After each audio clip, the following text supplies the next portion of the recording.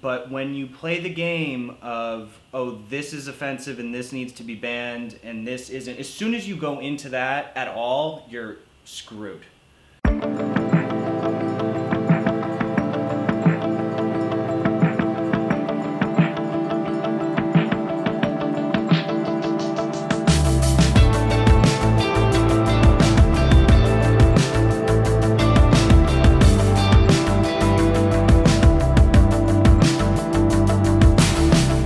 So I'm officially back in New York, and today I'm going to go meet up with one of the co-creators of a social media site called Minds.com, MINDS.com. People had told me to sign up for this social media site a long time ago. I did.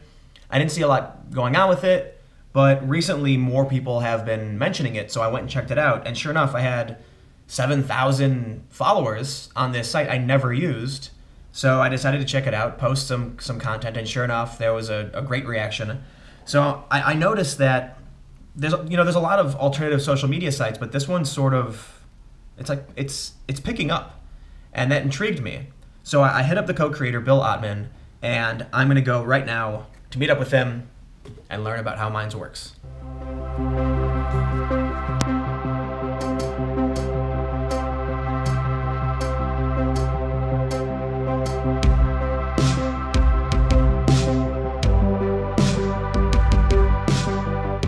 Minds is a free, open source, and encrypted social networking platform that rewards you with reach for being active on it. We had a couple million visit the site in March, probably like between like 750,000 registered, but then it's like there's all different types. Like there's logged out, registered there's logged in. users is fine. Right, yeah. That's what every network, right? Right. Like, Well, no, everyone's bullshitting, to be honest. Facebook, we have 1 billion registered users. What does that mean, right? How many of those are bots? Yeah, millions. I just feel like it's inevitable that there's going to be a network, a decentralized open source network that rises up. And so whether it's us or a combination of us and like a federation of other decentralized networks, it's gonna happen. So like it happened with Wikipedia. Wikipedia destroyed all proprietary encyclopedias. It's in the top 10. And they're a hugely important tool for society. So yeah, there's a lot going on. I mean, so basically you earn points for everything you do. Like when you receive votes, when people comment on your stuff, when you check in, you get 50 points, and 1 point equals 1 view. So you can use your points and boost your content. So if you boost your photo for 1,000 points, you get 1,000 views on your photo. And it's basically this reward system that people are really appreciating because they're finding it actually easier to get a following on Minds than on Facebook, Twitter, Instagram, even though we have so many less users, but because we're propelling people's content, it's working. We take everything that the top social networks do and invert it. So we have encrypted chat, so we have zero knowledge of the content of user conversations. We obviously care about internet freedom and privacy, like at the core. And then beyond that, yeah, the fact that it's free and open source, so anyone can contribute to the code to make the site better. I mean, that is crucial for the long-term vision. And then, but I mean, the immediate benefit that people are getting is just actually being heard. And we're very anti-censorship, so free speech is huge, and there's clearly major free speech issues going on in the world right now. Well, let's say somebody starts posting, he starts targeting a user. Someone goes on and keeps just spamming, cussing, racial slurs. Okay. Would you intervene in that instance? Well, they should block. And then if it becomes an illegal situation, then we would take them down. So your stance is, so long as it's legal, yes, it's allowed? Yeah. And if a user has a problem with another user, they can block them? Right. I mean, that makes sense for any social platform. It does. Yeah. Why is that not the case? Because people are getting offended. Yeah. And you look, it's not to say that there are not things to get offended about. But the internet is a ferocious beast that you kind of need to toughen up for if you're going to be living there. But we want to create a safe environment and simultaneously a totally free and open environment. So I think that filtering tools are really important so people can control what they see, block whoever they want.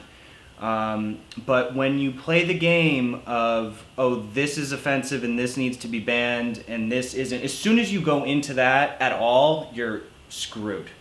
Yeah, it's an echo chamber creator.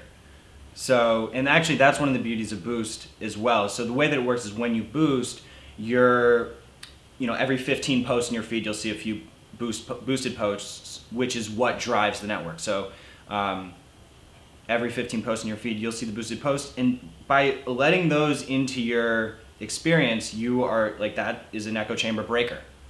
Because, and now we do want to build tools to allow people to opt out of it potentially, maybe like somehow, but right now it is really what's propelling things, so we're leaving it in. But people like echo chambers. They do. They like having their biases confirmed. No, and you have the right to be able to control your experience. So if you want to live in an echo chamber, that you should be able to. But it's nice to have the option to not. So is Minds going to be the platform that finally takes over and replaces the, Twitter, Facebook? I mean, I don't see actually the end game biggest social network being a singular entity, like one ring to the rule of them all. I don't think it should be. So if we could be a part of this network of networks that are sort of intercommunicating, and you don't want a centralized silo to be in control, because everything could get taken out at any second. The data is compromised. So you want it to be distributed. Right now, our architecture is moving kind of from more centralized to decentralized, and we did that because we're seeing, we saw what happened with diaspora, and it was just too scattered. That's what diaspora means. It's like the scatteredness. So, because you need organization. I don't think that we have actually fallen into that camp of being too right or left wing. Like, we have always been pretty diverse in that sense. Lots of artists too, filmmakers, musicians. So, and we've been around for a few years, kind of behind the scenes, doing more like viral media and alternative news stuff. So that helped create a more cross-spectrum core audience before all the free speech stuff started flaring up. And now we're definitely getting a lot of that crowd, which I think is great. I mean, it's the conversation needs to happen. So, we're encouraging both the right and the left to come. Obviously, you need to have that conversation. And I think the conscious people on both sides want to have that conversation. Have you done any paid promotion, or is this all word of mouth? It's pretty much all word of mouth. We've done exchanges with other, some smaller independent media companies with trading posts on pages and stuff, with some pretty big pages, so that's helped a lot. But other than that, yeah, totally word of mouth. And it's, people are finding some of the big people from YouTube, a lot of the skeptic community has taken an interest in Minds, and they're awesome. I mean, they're finding they're getting better reach on Minds than Twitter. And it's like, okay, so if we only have around 1 million users now, what's going to happen? I mean, how much bigger could everybody's reach be as we grow? We've had a very steady curve too. So yeah, it's sort of getting steeper, but for the last 2 years, it's just been steady up the whole time. So we have regular users who are daily active all the time, tens of thousands of them, who are, into it and checking in to get the points so that they can get the views, and we're really embracing and harnessing it. So yeah, the dedicated community is not going anywhere.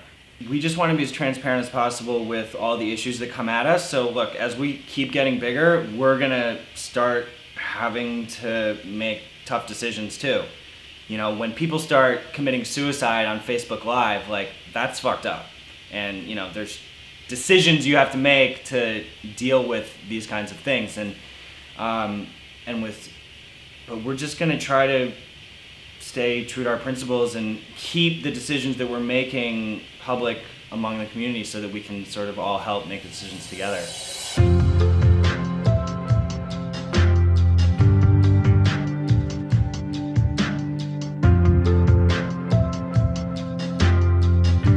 If you're not on Minds, I definitely suggest checking it out.